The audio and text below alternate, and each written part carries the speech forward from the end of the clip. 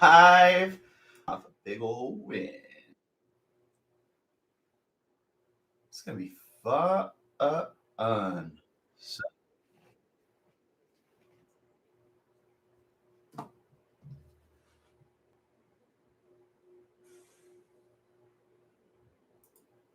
can I hear other people? Oh, it's because I left the I left the thing open on my other browser. I knew I wasn't crazy. Speaking of, let's just go ahead and send that again.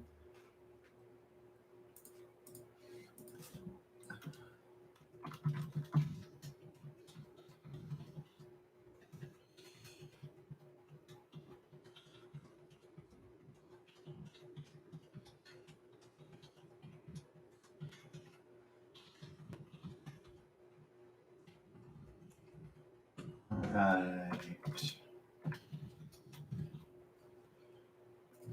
Beautiful.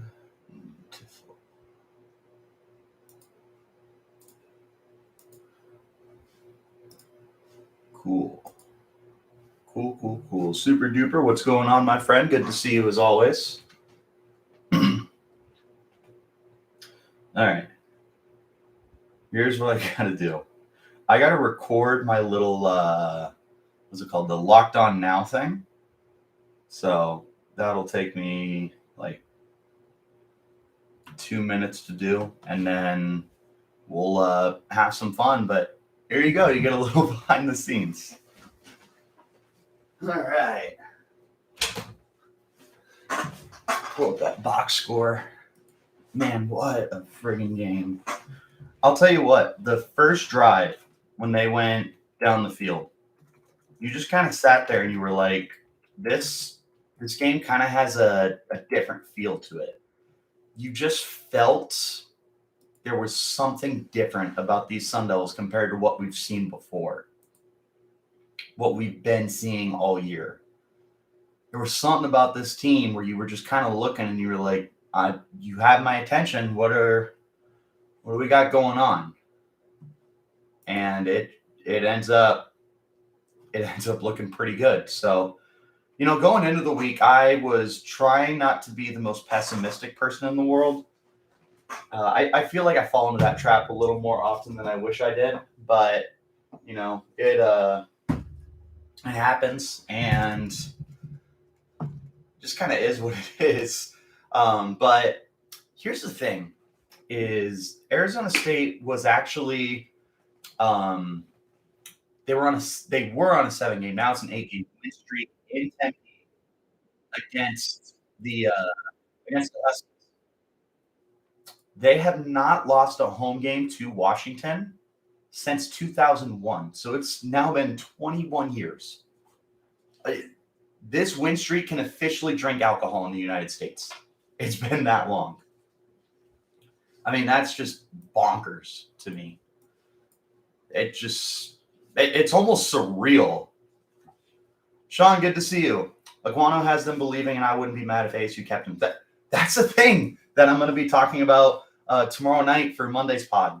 And I'll talk about it more later this week as well. Spencer McLaughlin from Locked On Pac-12 is going to stop by next week. We're just going to talk in depth about this. Aguano seriously has these guys believing in themselves that they can do anything and they can accomplish anything. He's got them riding such a nice high right now, and these kids are just completely buying in. You have all sorts of guys stepping up. Elijah Badger is starting to really emerge as like a number one receiver, I think. He looks the part. Giovanni Sanchez looks really good. Brian Thompson has made some really nice plays the last few weeks. The guy looks awesome when they want to give him touches. He only had 5 touches today, turned it into 42 yards. He had 39 yards 39 yards on 4 carries plus his first touchdown of the year. He's terrific. We all know how good X Valladay is. And Trenton Bourguet absolutely blew me away. We'll talk about that in just a sec. I got to do this quick little YouTube Locked On Live so you guys get to check this out as I do it. Again, this is kind of like behind the scenes stuff. So I put my camera right here. All right. Here you go. Behind the scenes of Locked On Sun Devils. What an absolutely insane game for Arizona State against the University of Washington. What's going on, guys? This is Richie Bradshaw, host of the Locked On Sun Devils podcast, part of the Locked On Podcast Network, your team every day. Arizona State stuns the college football world and takes down the number 21 Washington Huskies with a high-powered offense with Michael Penix. It did not matter. They were driving down the field, too. They threw up 38 points. You think that wins you most games? Not in this case, because Arizona State was able to hang up 45 of their own. Thanks to the play of backup quarterback Trenton Bourguet, comes in off the bench, throws 3 touchdowns, not even manages. He stepped up in this game and truly made you feel like you have some of the best play of your quarterback from the entire year. He truly just exceeded any expectations that were placed upon him. The defense came up clutch when it mattered, and that's all that we care about. We're going to talk about this more in depth on Monday. So make sure that you guys like and subscribe and turn on those notifications wherever you get your podcasts, including YouTube if you want to check us out in a visual platform. But until next time, guys, you keep it locked right here on Locked On Sun Devils.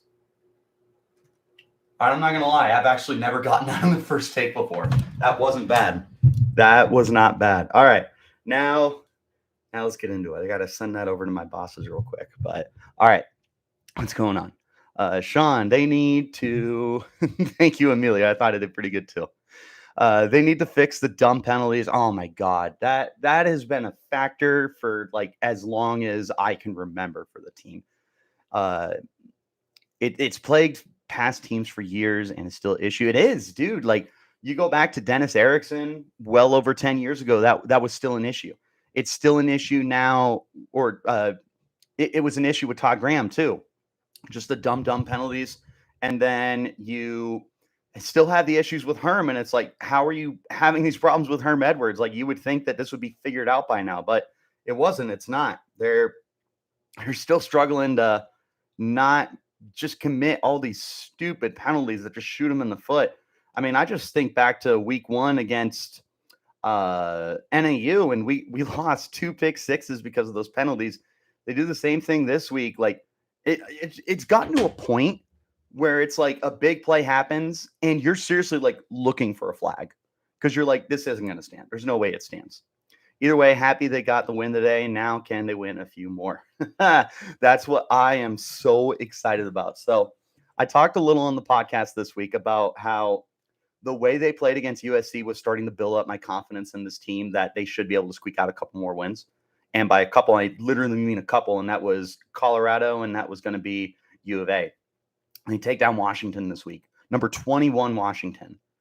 Michael Penix, who had a legitimate Heisman campaign, came into this game, did not throw a single touchdown for the first time this year. It's so funny. He had alternated. He would go 4 touchdowns, 2 touchdowns, 4 touchdowns, 2 touchdowns. And going into this game, he was supposed to throw 4 touchdowns. Didn't throw one. Well, he did throw one. Just went to Jordan Clark. So, I mean, that's incredible that you were able to do that. Now, you got gashed in the run. You gave up 5 touchdowns on the ground, 134 yards. But, and what's funny is they still gave up 324 passing yards. So, I mean, the defense gave up yards, but what it kind of came down to was the defense was doing good old-fashioned, like, bend, don't break, right? And it worked. And I'm very, very, very happy that all of this was able to culminate into the biggest win of the year. This feels like one of the biggest wins of the last 3 years for Arizona State. Man, what did we even do last year? Yeah, that was a nice win over UCLA and LA last year. Dude, no, last year was just frustrating, right? You should have beat Utah in Salt Lake City. What else did we do last year? We were 8-5. We had a solid season, but this feels like one of the biggest wins of the last like 3 years for the team, of the 2020s, if you will. Love this team. Absolutely, Emilio. I love this team too. I have a very toxic relationship with the Arizona State Sun Devils. I love them. but I let my mood get affected by them. And this year, that has been very unfortunate because they're just losing games. But man, this is the Sun Devils team you were hoping to see this year. Super duper. Let's talk about Ryan Clark. He played very well against Washington's star receiver. I assume you mean Jordan Clark. And yes, Jordan Clark is outstanding. Jordan Clark is just so good. I loved watching him last year. I thought he was going to be one of the better nickelbacks in the country this year. I don't know if in the country would still be accurate, but he was incredibly good today. He's been really solid this year.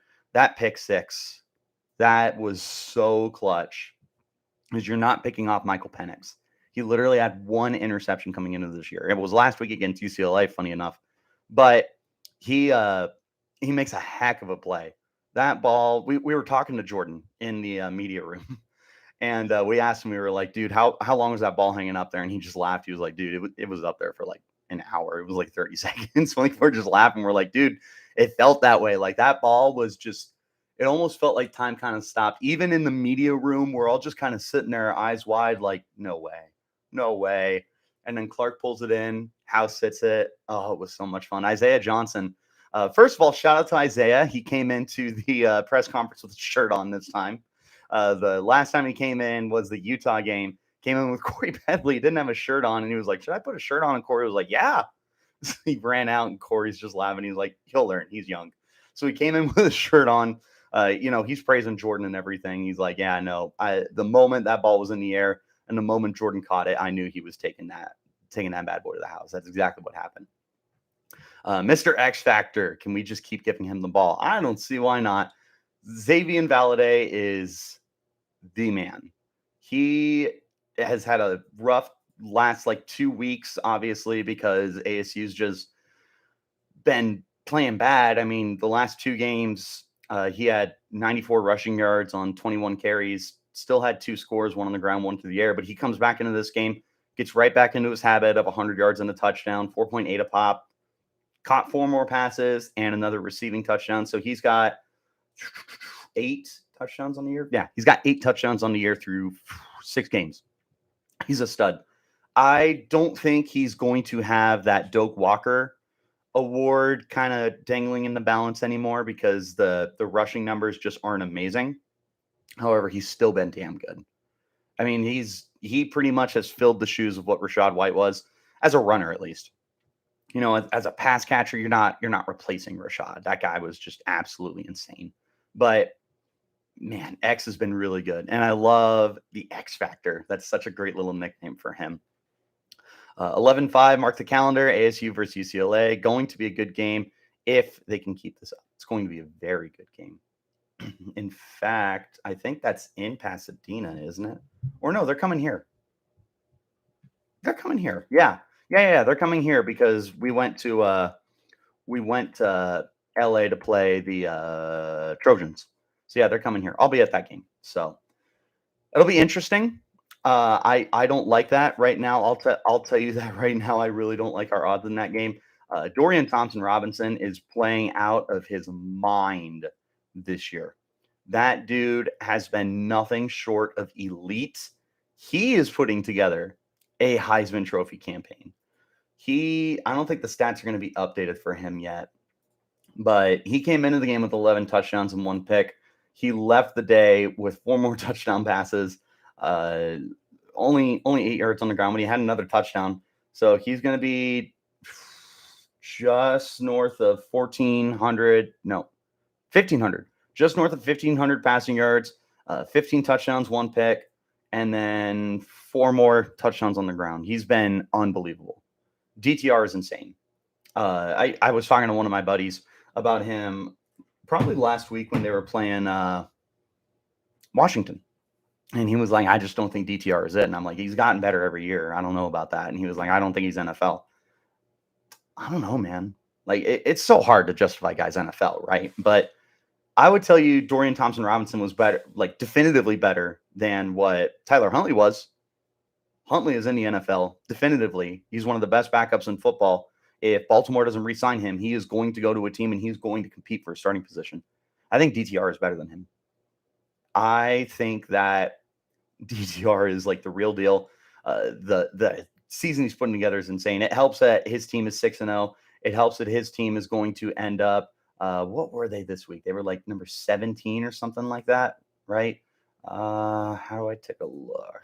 Be smart, Richie. I want to say they were 17. 18. So they were 18 going into this game. They took down Utah. Utah's 4-2 now. They're probably out of it for the conference at this point. It's going to be a two-legged race between USC and UCLA.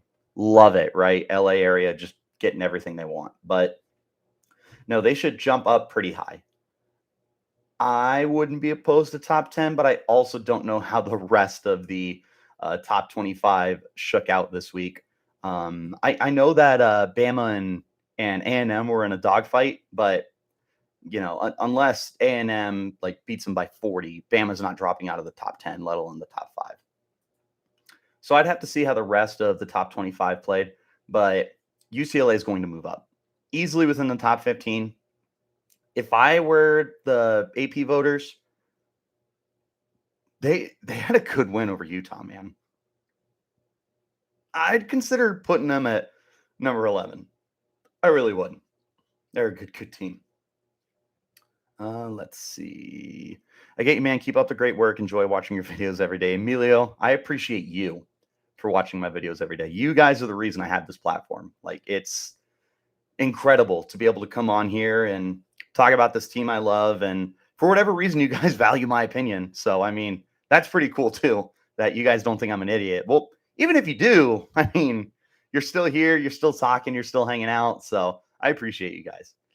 Sean, not much was expected at ASU this year. People jumped off the bandwagon with the loss to Eastern Washington.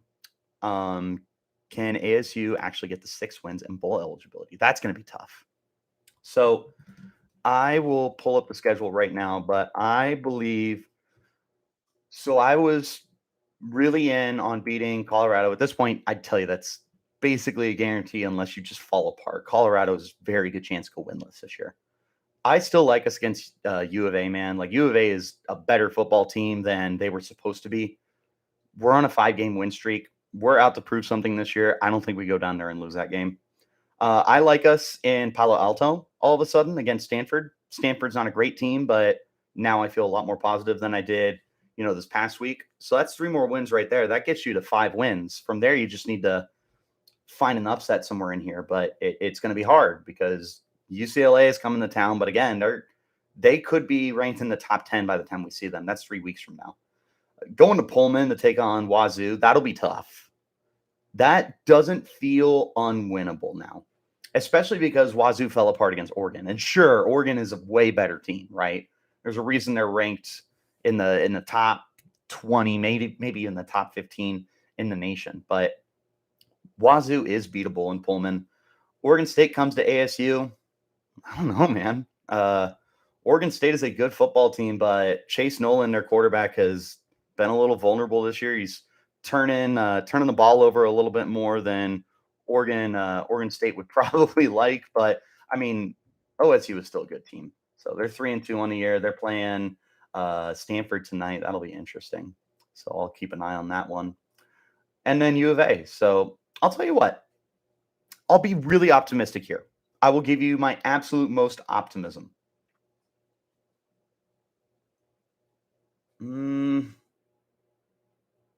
That's just so tough. Optimistically, I see 3 more with Stanford, Colorado, U of A. The problem is those are all road games. That's rough. In fact, of your last 6 games, 4 of them are on the road. That's not going to be easy. I don't like your odds beating UCLA. I really don't. Going to Pullman will be tough to beat Wazoo. I do think that you could wait. What, dude? South Carolina just took down Kentucky. Holy cow! South Carolina just took down Kentucky.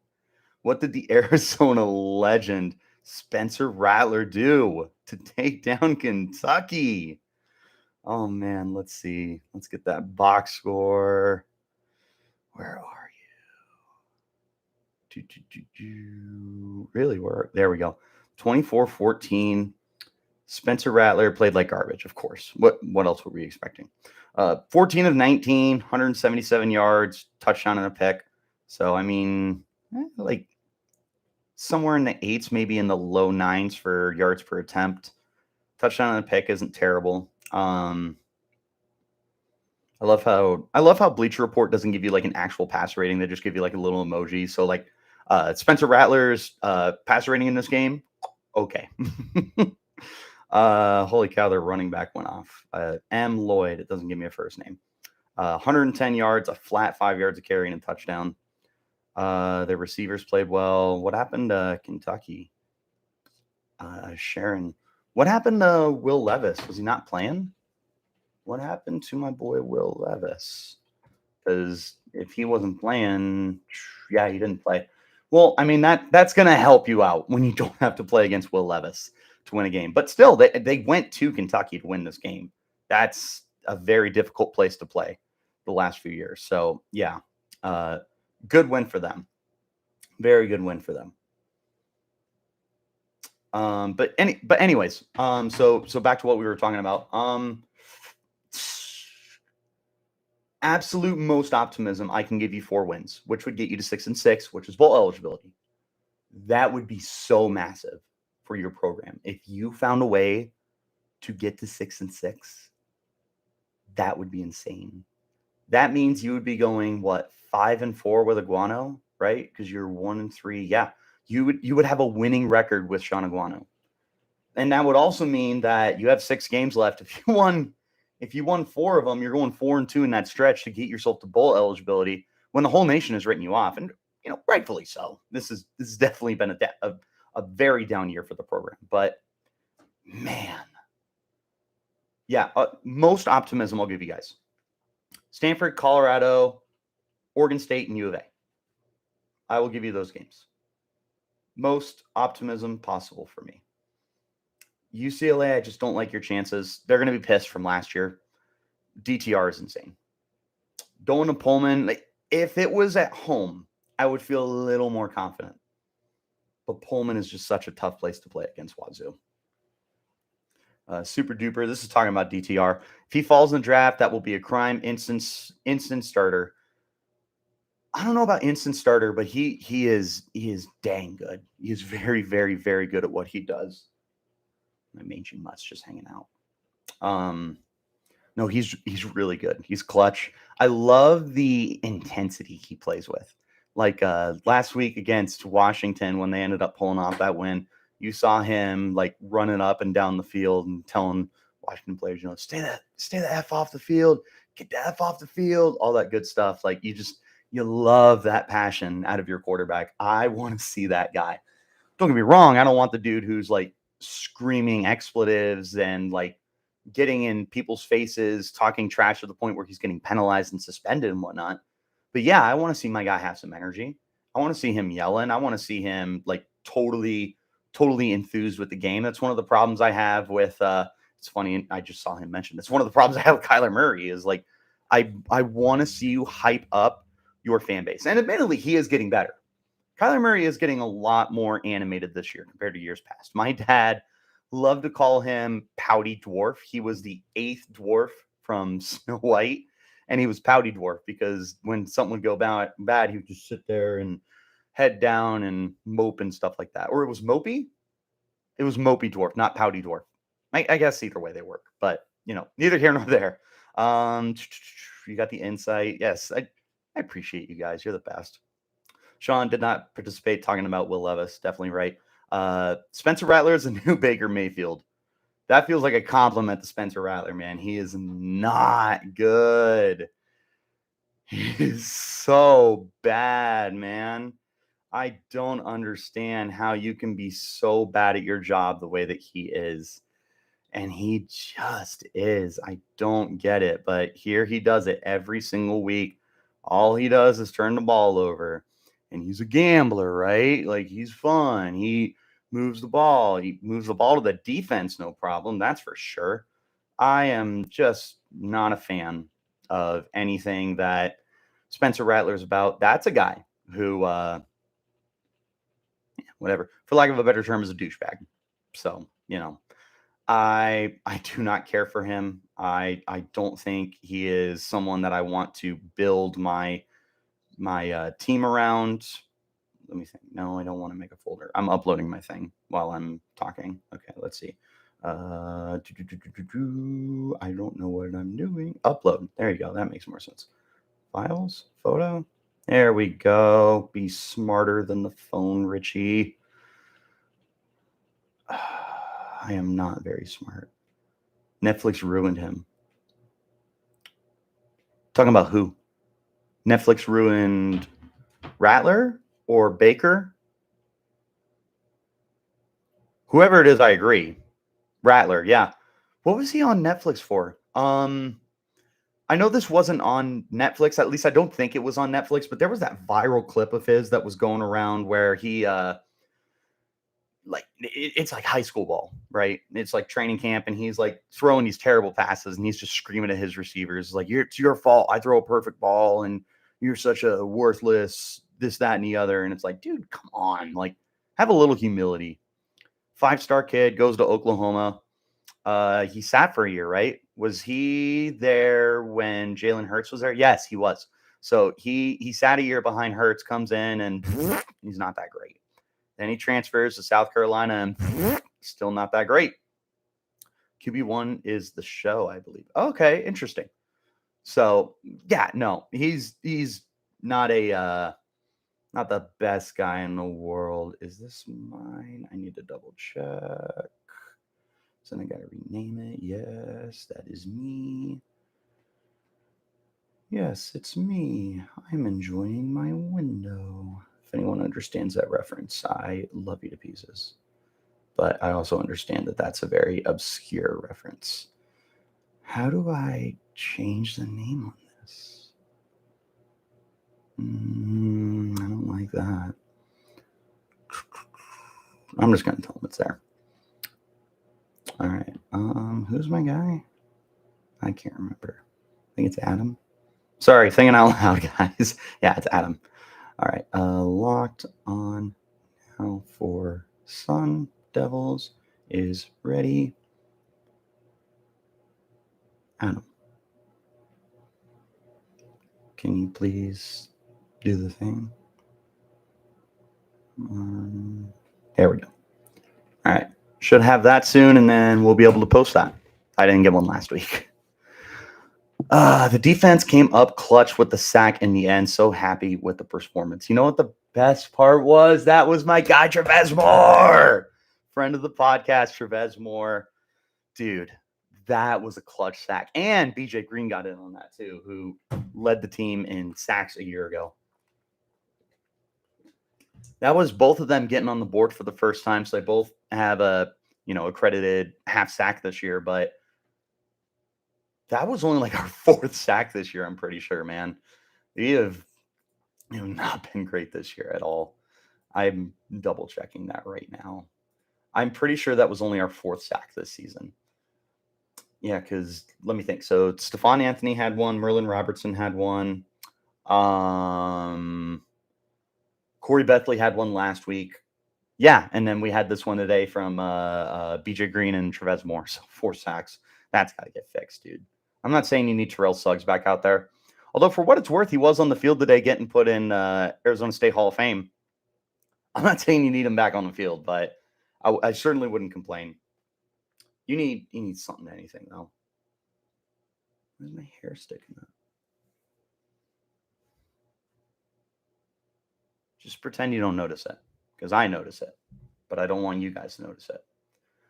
Dude, Kyle Soley is playing out of his mind. I don't know if you guys are paying attention to the box score he's putting together. It's insane.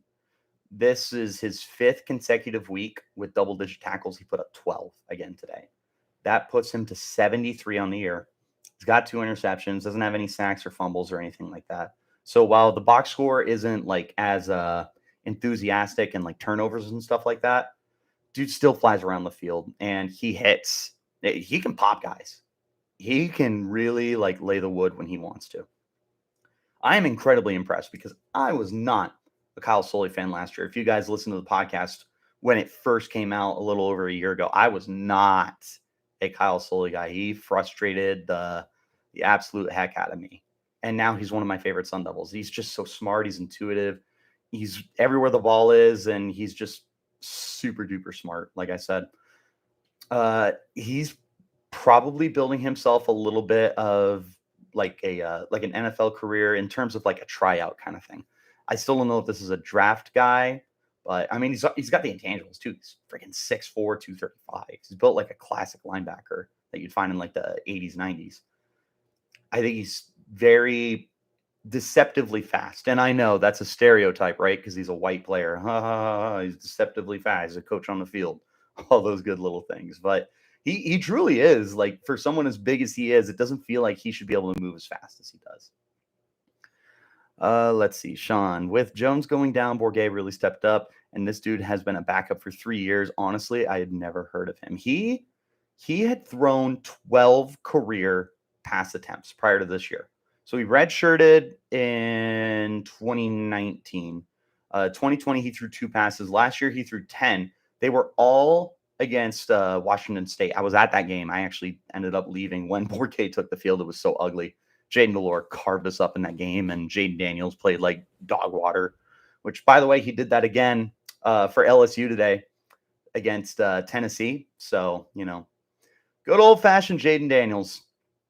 I think people were trying to build up a Heisman campaign for him, and it was never there, and now it's gone.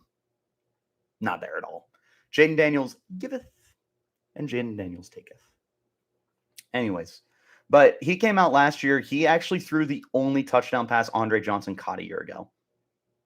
So I knew who he was. Going into spring camp, like they brought in Paul Tyson, right? What's his name? Jayden transfers out. This is before Emory came in. And ASU was doing the smart thing. They were giving Tyson first team. They were giving Bourguet first team. Bourguet was recovering from some kind of surgery. I can't remember what it was. So apologize for that. But he said by the time, fall camp rolled around, Emory's there and whatnot. And everyone and their mother knows it's Emory's job to lose. And he doesn't lose it, which isn't a surprise. But Bourguet truly just... He talked today in the press conference. First of all, that dude talks a million words a second. It was insane. He was just rambling. He was so fast. It was funny. You could tell he was excited. Big dumb grin on his face. And yeah, it was cool to see. But it was so funny just listening to him go and go and go and rah, rah, rah, rah, rah, rah, rah, rah. It was good. But he comes into this game. And truthfully, I had kind of like fingers crossed when Emory went down and you were waiting to see who they put in. I did want it to be Bourguet because Bourguet can move. Paul Tyson was the sexy 4-star. He was the former Alabama quarterback. He's the great grandson of Bear Bryant, arguably the greatest college football head coach of all time. So, I mean, he has all this hype behind him. But, he can't move. He's like Josh Rosen, he's cinder block feet. And with the up and down play the offensive line has provided you this year, you just can't afford that, right?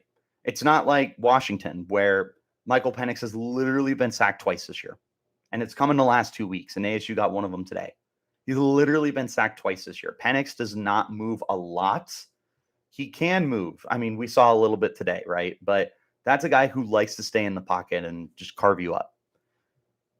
Paul Tyson could do that if he had Washington's offensive line, but he doesn't, right?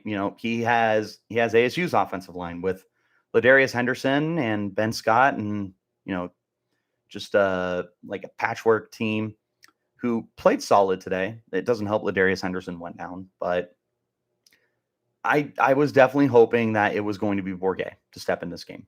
That's what we got. And even then, I did not expect Bourguet to do what he did. He was out of this world. Darn near perfect. You guys watched the game. I got to see him live, and man, what a different look this offense had with Bourguet under center. It's going to be such a good conversation. Here's the best news for us. We got a bye week. We have so much time to talk about this. We have so much time to sit here and say, Do you go back to Emory Jones? Do you stay with Bourget? To me, the answer is you need to stick with Emory, because Bourget could be a flash in the pan, and you know more of what you've got with Emory. And I'm still Team Emory, man. I still firmly believe he is not being given a fair shake. Wanakin, as in like Skywalker, but with a W in front of it, I think. Please no. I assume that's talking about Emory coming back, but you popped that up like right as I was talking about it. So I'm going to be under the assumption you're talking about Emory. Super duper. Emory needs the reps, need the RPO, and him running it more. You're preaching to the choir. I am desperate for them to include the RPO more in that offense, because Emory is so solid when he is allowed to run, and they're not letting him do it. Watch what he did at Florida. He led them in rushing. Damian Pierce was there. He's tearing up the NFL now. Jones led them in rushing yards. He doesn't even have 100 this year. I think coming into this game, he was single digits. He had 7 rushing yards coming into this game. He tallied on 7 more in this game. So he literally has 14 rushing yards on, what's that end up? He had 3 more today on 45 carries. You have got to incorporate his strength. You are taking it away from him. It's not a wonder he's struggling. Why are you pigeonholing him into this offense that doesn't work? It'd be the same thing like what I was talking about Tyson. You put out Tyson there, you're like, okay, you're going to run RPOs. No, why would you do that? You can't do that. All right, Tom Brady, you're going to be running RPOs. All right, Kyler Murray, you're going to be strictly under center, and we don't want you to roll out of the pocket. You need to set up your offense best around your quarterback. So if you do put Paul Tyson in, right, you got to come up with like quick strikes and better pass protection. You put Bourget in there, you can run something similar to what you're doing, right? A little more RPOs, rollouts, bootlegs, all that good stuff. You have Emory in there, start incorporating the read option. Start incorporating more designed quarterback runs. And ASU won't do it. And I don't know if it's a Glenn Thomas problem, because when Herm left, I feel like Emory got a little more confident. But again, it's not like it's really showed up in the box score either. But it doesn't help he's getting sacked, right? Bourget didn't get sacked today. That is a very interesting development for me. But prior to this game, Emory had been sacked 14 times. That's way too much. 14 times in 5 games. That's almost 3 sacks a game, guys. In a 12-game season, 3 sacks a game. Is that only 36? Why does it feel like it should be so much more than that?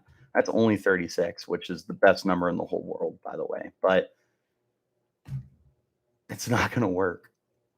They got to allow Emory to do what Emory does best, and that's run the football. All right, let's catch up here. Need the RPO and him rushing it more. Agree. Sean, yeah, he takes a lot of hits. Frustrates me.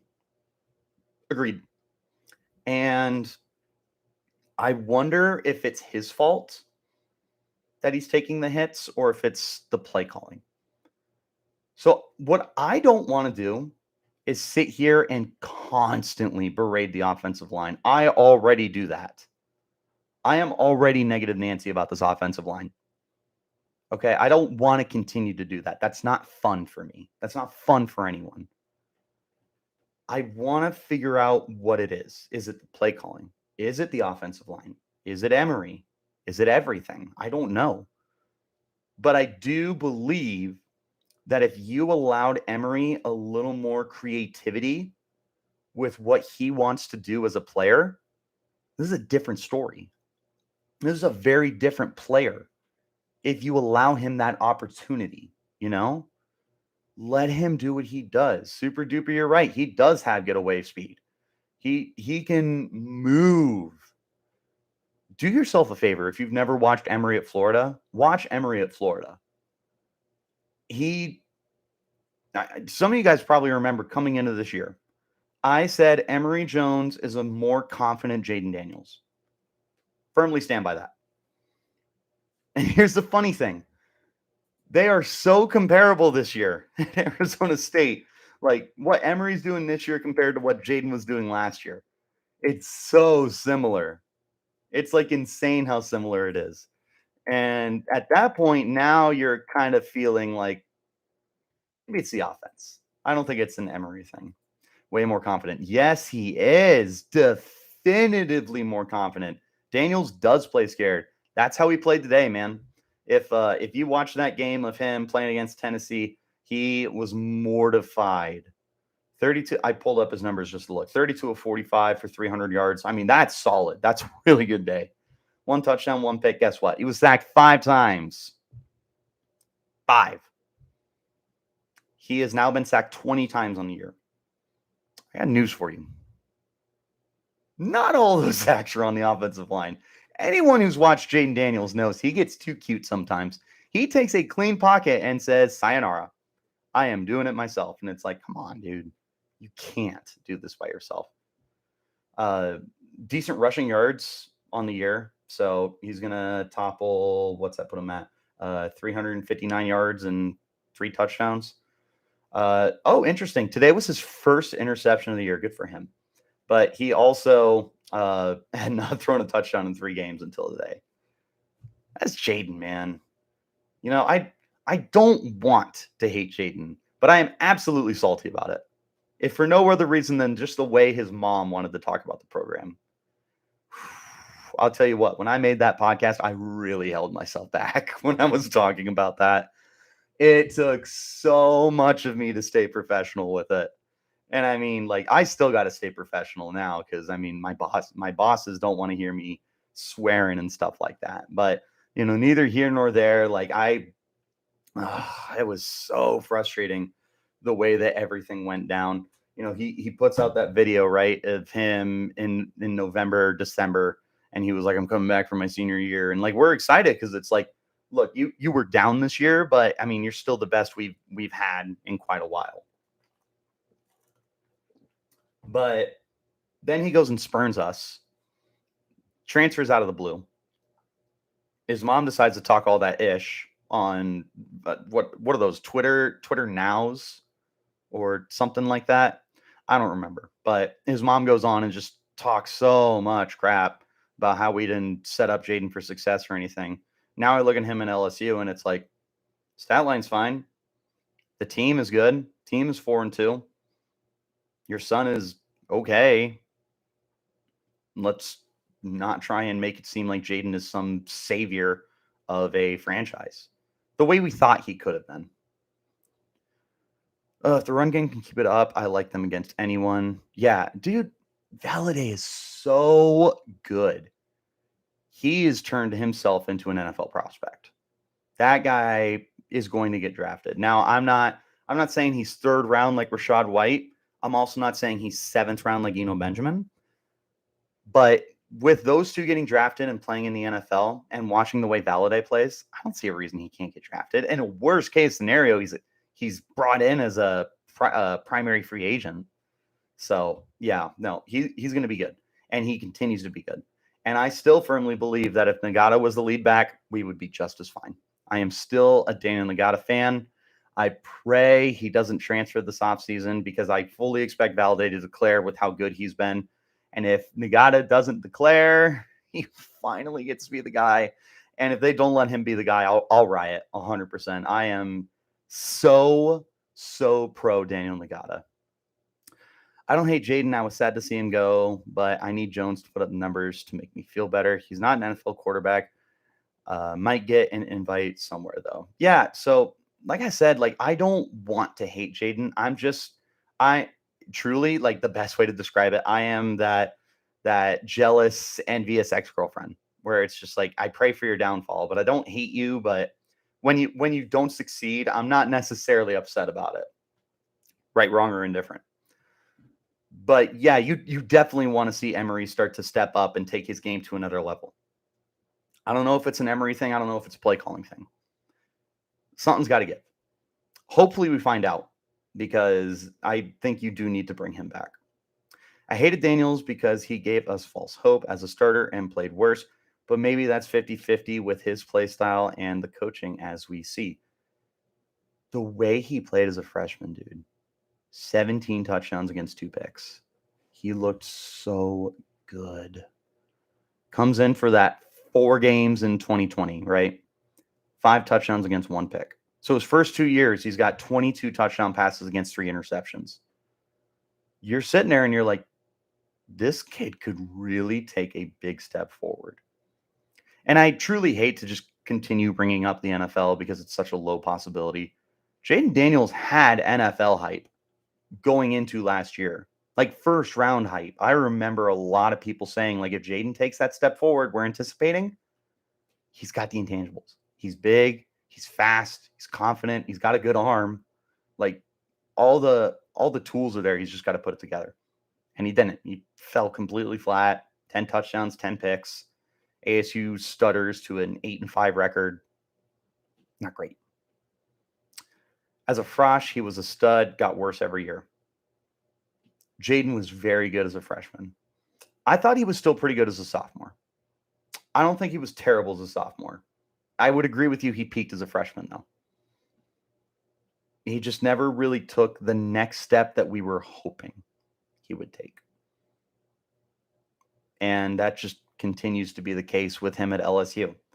Is he better? Statistically, yes. Statistically, he's much better. 7 touchdown passes against 1 pick is a lot better than 10-10. He's going to have, 359 rushing yards through 6 games. So he's averaging 6 games. I'm so dumb. I can't do math right now. So let's divide it by 6. I feel like this is easy. Yeah, 60 rushing yards essentially, 59.83 repeating. So yeah, he's solid. He is a football player with athleticism and good intangibles and just can't put it together. So, and let's be honest, he went to Brian Kelly. Brian Kelly is a good head coach, whether you like him or not. I'm not a fan of Brian Kelly personally. I think he's very overrated. I think he had a very long leash at Notre Dame. And, props to Notre Dame because he had more good years than bad. But, man, his bads were bad. But anyways, so there's no excuses for Jayden. He is playing better in a very, technically correct, which is the best kind of correct kind of thing. Again, if you understand that reference, I love you to pieces. That one's not as obscure as the one I made earlier. Let's see. Brock Osweiler or Jayden Daniels? How many years did Brock start? I feel like he was really only like a 1-year player for Arizona State, but he had a very good season with Arizona State when he did play. Let's peep those college stats. So, yeah, he was really only a 1-year player, but he threw 4,000 yards, 26-13 touchdowns and picks. 3 rushing touchdowns that year too. He was good, man.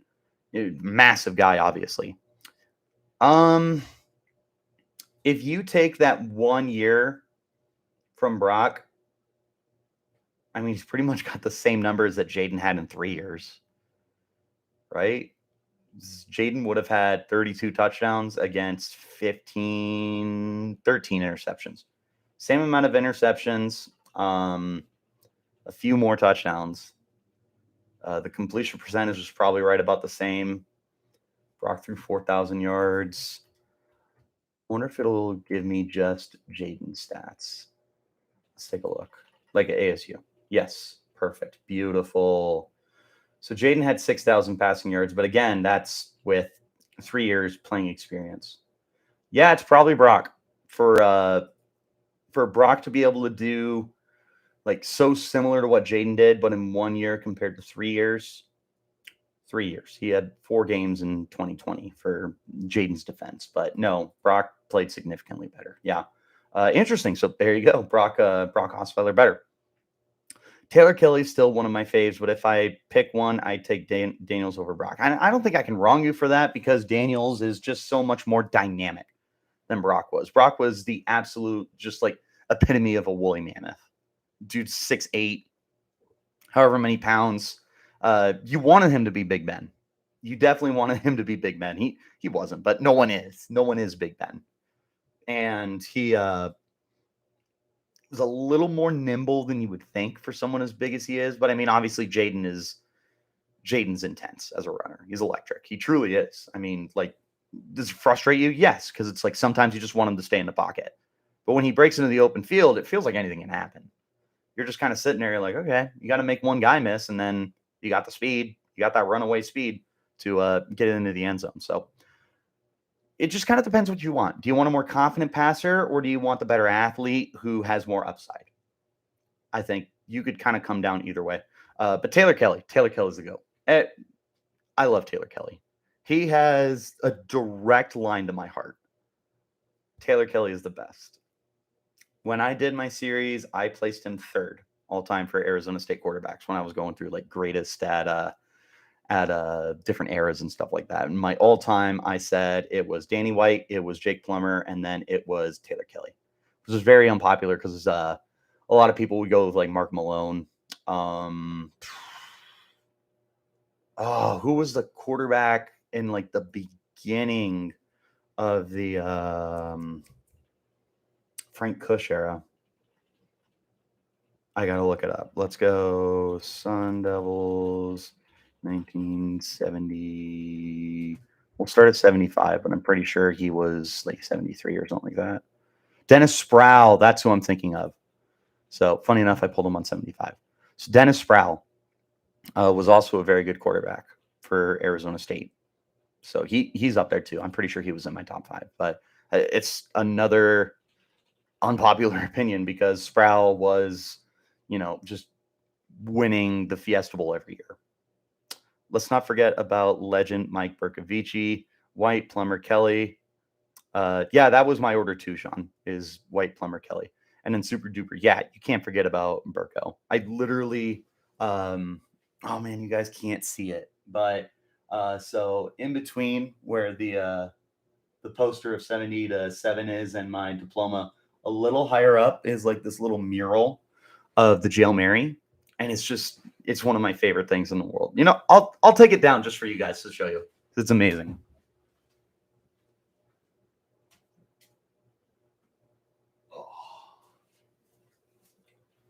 Oh, check this thing out. You see Jalen hopping in front. Those two defensive backs. I believe that's Cameron Smith, the other wide receiver who was kind of looking at it. And then, yeah, just Jalen saying, I'll take that. Shout out to Cactus Sports down on Mill Avenue. If you guys are looking for any of these and you live in Arizona, this is where I got mine. They got a bunch of them. So they have the catch, the original catch, which even before Dwight Clark, which was John Jefferson back at the end zone against U of A. They have the pose, and I can't remember the players for that. They got a bunch of them. This was the only one they had when I was there. But when I have money to spend, you better believe them. Yes, Poole. Thank you, Poole. Can't remember his first name, but yes, no, you're 100% right. No, he did the pose and everything. It was amazing. Yeah, in Tucson. What a great rivalry we have, man. Keith Poole, thank you. Dude, I love how you knew exactly what I was talking about too. If you guys don't know what the pose is, you'll have to look it up. Yeah, so like he's in front of Chris McAllister, who's a Baltimore Ravens legend, and he's just up like this. It's amazing. Yeah, it was an awesome game. Sean, you live in Tucson? Oh, dude, rest in peace. I feel so bad for you. If it makes you feel better, I'll be down there for the ASU game. So I'll be down for a little bit. I'll be down for like 12 hours to hang out and watch us kick the crap out of U of A. You better be at that U of A game. You better be at that U of A game, Sean. All right. I don't trust myself. I'm probably going to knock it down. We'll put it up later.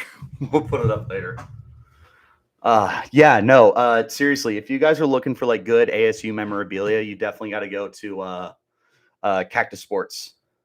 I went to Oklahoma to see ASU, OSU. I was so close to making it out to Stillwater, and I didn't do it. I just couldn't budget. I was also trying to go to USC, wasn't able to make that work. So money is tough. Money is very tight. And, as much as I would love to go to every game, I'm just not there yet. We'll get there one day. But yeah, what was that like? What was Stillwater like? I would have loved to have gone down there. My buddy Cole Tompum from Devil's Digest went down there and said it was a heck of a time. It was an interesting game.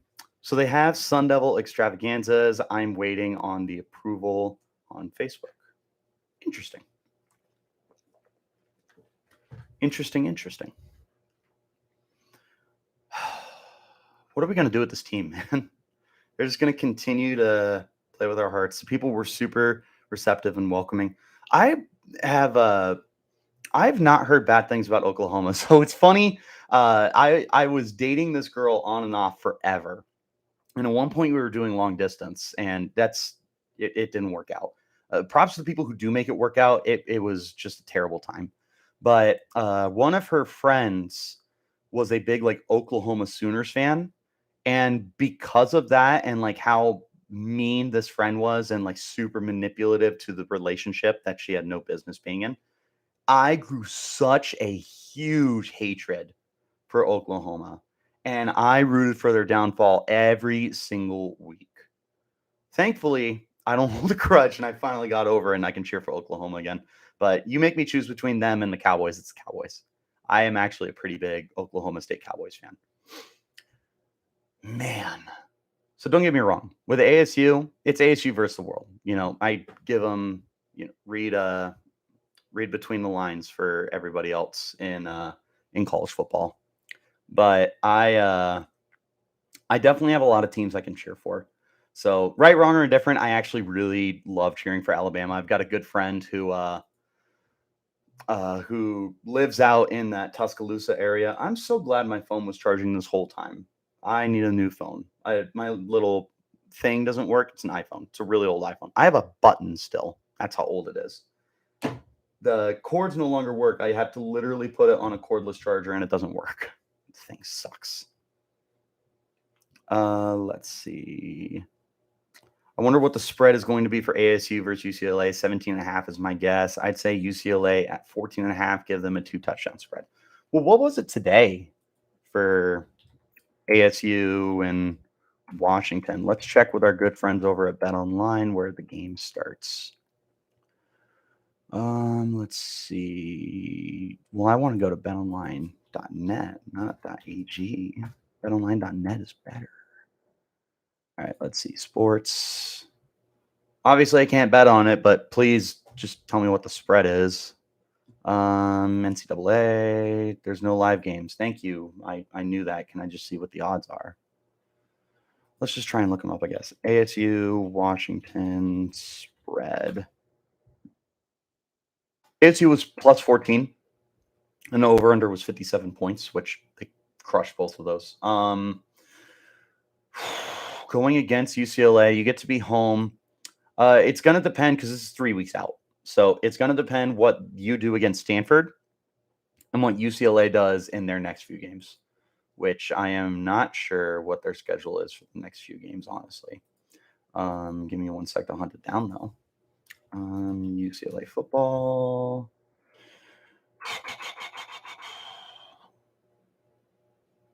Do they have a bye week this week, too?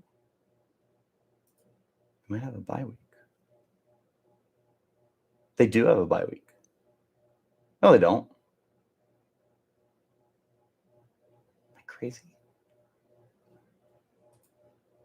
I might be crazy. So they do have a bye week.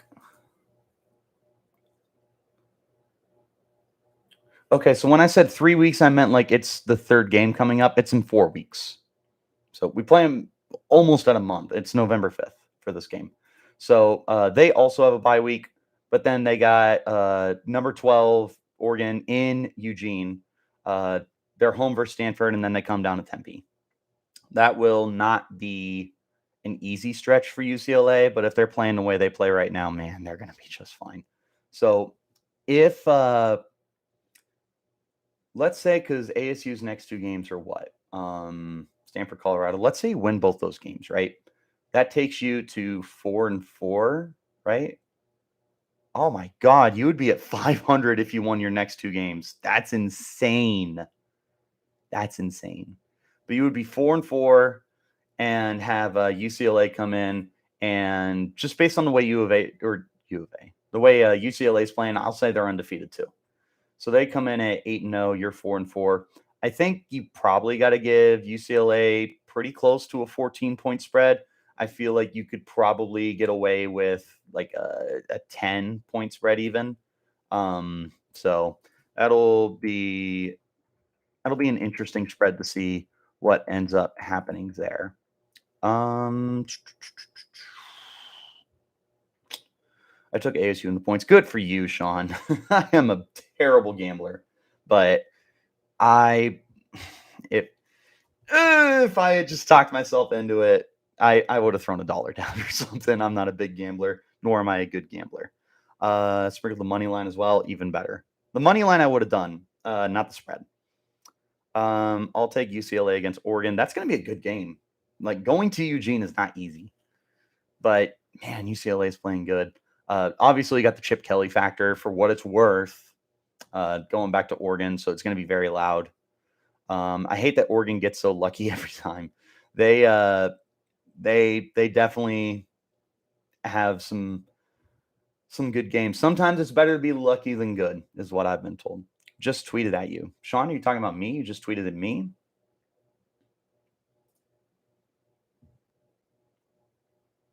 I don't see you, my friend.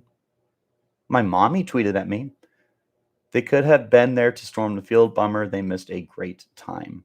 Oh, she's talking about all the students not in the student section. That's funny. Yeah, I'm not gonna lie, man. I was kind of disappointed with that. Like, I understand we're not a great football team this year. Come on, it frustrates the you know what out of me. Like, it's just why is it so hard to just commit to a team through the ups and the downs, the goods and the bads, the wins and the losses? Look at Cleveland sports.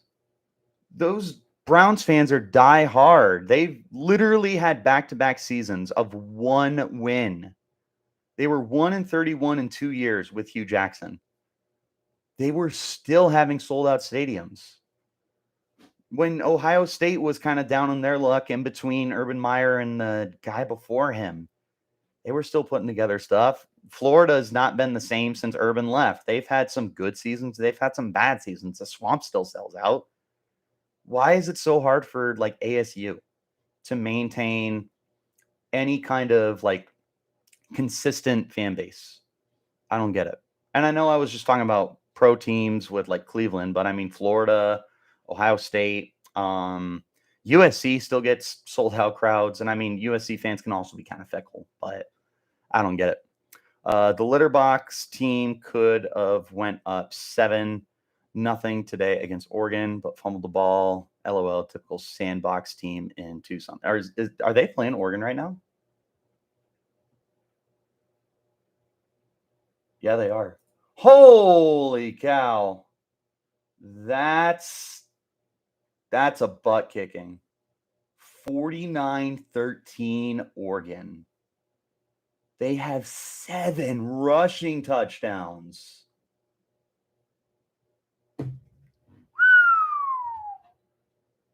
And then Bo Nix was Bo Nix. This is 19 of 23, 261. And of course, he's got 8 carries, 70 yards, and 3 touchdowns. Oh my God, dude, they're taking it to the team down south. And I couldn't be happier. God, I hate them. All my heart and soul. I hate U of A. Just, nope. Can't stand them. We're going to destroy U of A if Oregon got 6. They got 7 rushing touchdowns, super duper. They got 7, and there's still 1:28 in the third quarter. If that's the way ASU is playing the run this year, or U of A is playing the run this year, yeah, Valladay is going to have a field day. He is going to have a field day. Yeah, 7 OMG. Yeah, that OMG is right. They're averaging over 8 yards a carry. I don't know if U of A even has a sack either. That's the best part. Let's Let's see, team stats. No. Doesn't that show me sacks? I thought it would show me sacks. Whack. Playing a game of whack frick here. Whack frick. It's not the actual line, but I mean, I can't really say that. On video, at least. Man.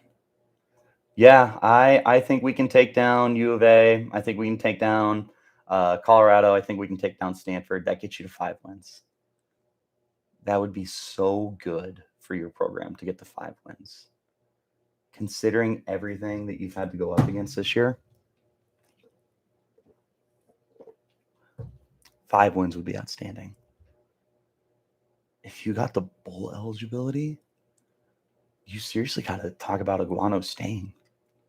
So no matter what, though, you can't let Iguano leave Tempe. He needs to stay on this coaching staff. Honestly, it wouldn't hurt my feelings if you got rid of Glenn Thomas and promoted Sean Iguano. Just saying. Iguano knows what he's doing. And these kids bought in.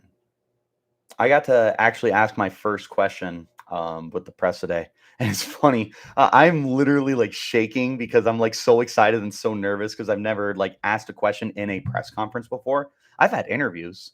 I've had sit downs one-on-ones. That's fine. But, you know, I'm in a big press room with like 20, 30 other people.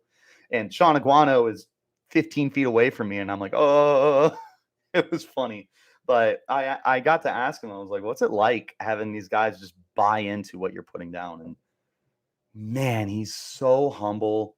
He's so polite. He's so kind. He's well-spoken. He's well thought out, very articulate.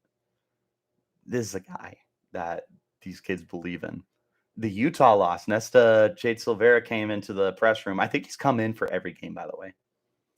But he came in and he was like, you know what? Yeah, we had a bad loss against Utah. Just watch us bounce back. Watch us bounce back. That's what he told us. He said, we're going to shock the world. They go to USC. They're 25-point underdogs. They lose by 17. And they made that a heck of a game. That was, 21-17 at half? That was a good game for ASU. You just couldn't put together a full 4 quarters, unfortunately, which was something they talked about this week in the press room. Is, you know, we got to put a full 4 quarters together. So yeah, this team can be as good as they believe in themselves to be. Before the season, I said they were a 7-5 football team. After the loss to Michigan State or Eastern Michigan, I said, I don't see any more guaranteed wins on this roster. After the USC game, I said, I have a little more confidence. After this win, I see 3 wins at least. That gets you to 5 wins. That's huge. That is such a win for your program. 5-7, the way you started off the year, that's huge. That is so good for you to be able to get to 5-7. That would be outstanding. Man, it's been a crazy year, and we're only at the halfway point. We still got 6 more games. We got 2 more home games. We got four more road games. Tough road games. Pullman, Palo Alto, Tucson, and Boulder. But you got UCLA at home, and you got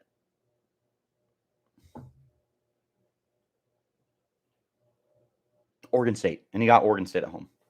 Did you hear about Pitt's running backs performance? Dude, he went insane today. He was out of his mind. Yeah, he toppled 300 yards. He scored, what did they say, 6 touchdowns? Yeah. Crazy name, too. I'm going to look it up right now. Is that it? Israel Abanaconda?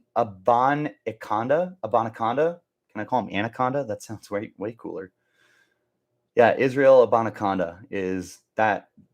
I'm pronouncing it the way it's spelled. So, you know, I'm not the most smartest man in the world.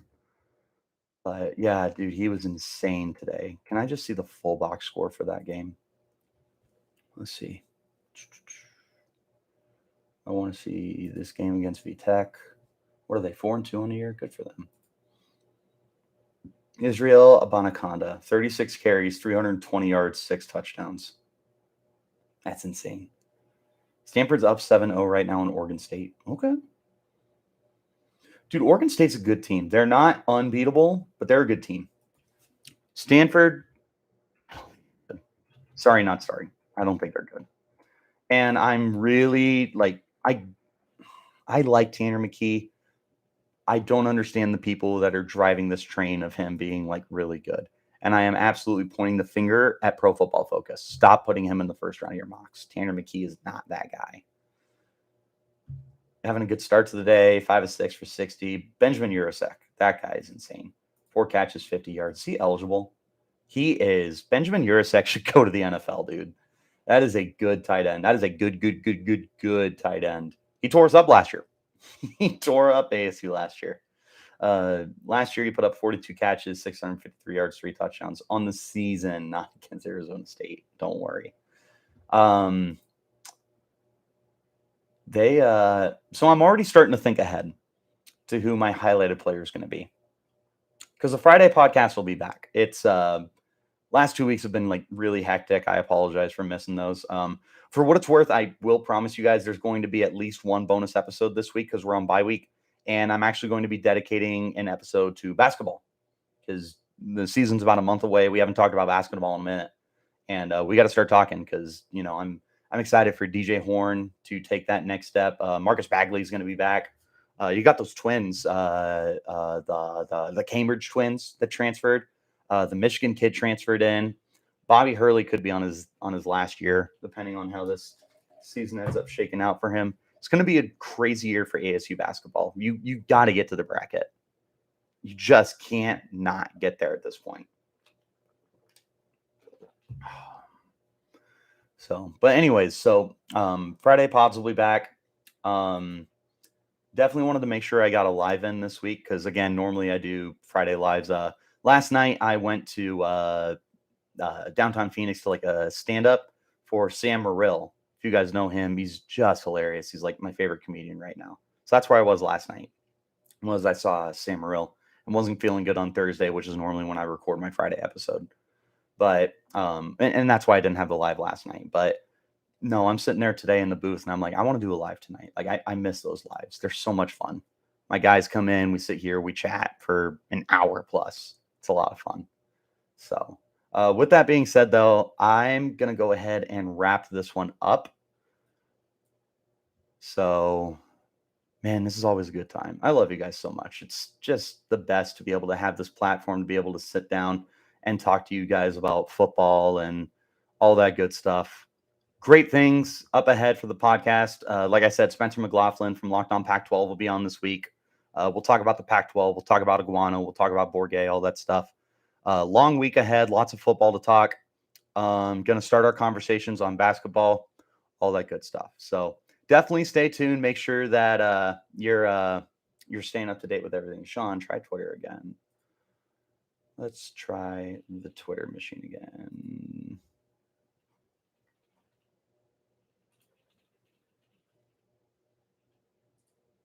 What if I go to my mentions?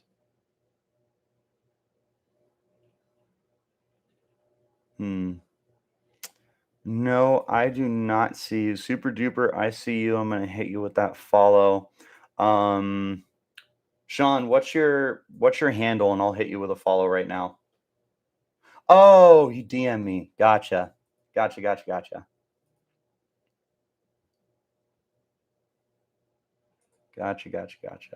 I do follow you?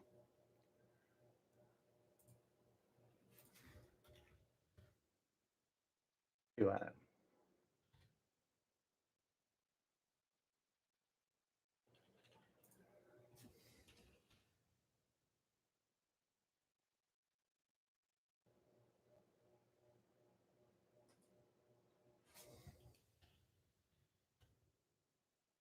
That's Sean, not Sean.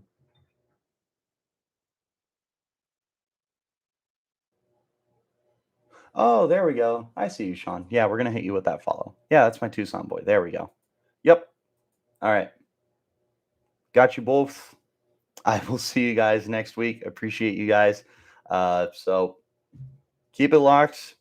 Have a good time. Enjoy this win. Have some beverages. I am enjoying my Wendy's Coca-Cola right now. But I will I'll see you guys on Monday. Till next time. You keep it locked right here. Unlocked on Sun Devils.